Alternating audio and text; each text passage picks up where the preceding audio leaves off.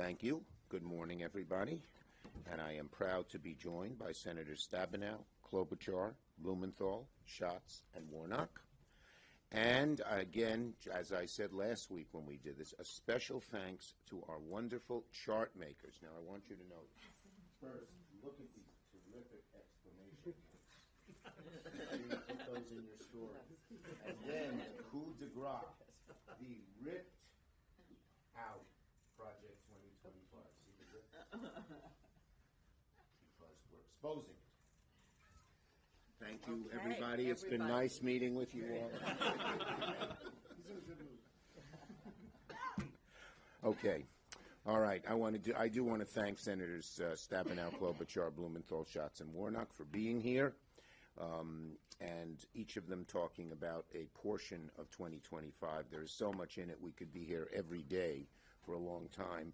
But Senator Stabenow will talk about the middle-class taxes, Klobuchar on democracy, Blumenthal on border security, Schatz on national security, and Warnock on workers' rights. Now, last week, Senate Democrats came together to shine a light on just some of the dangers of Project 2025. So last week, we sounded an alarm on all of the ways Project 2025 would decimate American education, women's reproductive freedoms, our veterans, housing, and more. But of course, that's just a fraction of the horrors that Project 2025 holds. That's why today we will highlight a few others that hold grave consequences for American families, our national security, and our very democracy. So we're here to shine a light on Project 2025 once again, this time by looking at ways it would raise taxes, hurt American workers, compromise border security, threaten our democracy, and make America less safe. And as we go over each issue, I want to remind everybody, this is the Trump plan. Project 2025 has been led by former Trump officials who put together a blueprint of what they want to get done should Trump, God forbid, get in office. So this is the Trump plan led by so many of his former employees, and they said it. The Heritage Foundation, who he relies on, said this is what we're going to do. So make no mistake about it. They're trying to run away from it now because it's so devastating for just about every American, but that's the plan. Make no mistake about it. Excuse me if we take Donald Trump's attempts to distance himself from Project 2025 with the world's largest grain of salt. Donald Trump, a few years ago, said that the Heritage Foundation would, quote, these are his words, lay the groundwork and detail plans for exactly what our movement would do. Again, Donald Trump, the Heritage Foundation, which sponsored Project 2025, would lay the groundwork and detail plans for exactly what our movement would do. The head of the Heritage Foundation said earlier this year that his goal was, quote, institutionalizing Trumpism, unquote, including with Project 2025. Let me say those words again as well. Institutionalizing Trumpism. That's what this does. And what does that mean? First, 2025 is going to punish middle-class families with hurtful tax hikes while raising tax cuts for the wealthy. The plan is estimated to raise taxes on middle-class families by $3,000. It'll give a $1.5 million tax break to the ultra-wealthy who earn more than $10 million. Can you believe that? One tax cut for the ultra-rich wasn't enough for Donald Trump and his MAGA right.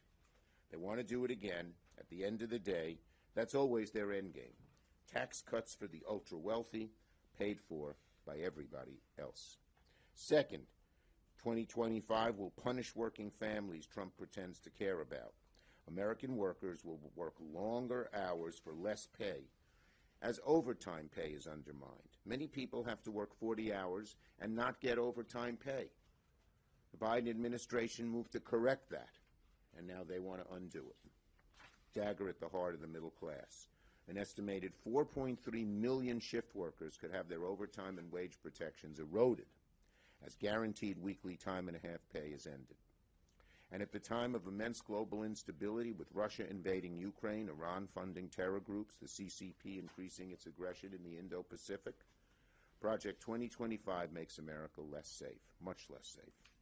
2025 breaks down the State Department, has us withdraw from the World Bank, increases the risk of catastrophic nuclear war, and wastes vital national security resources to finish Donald Trump's ineffective border wall.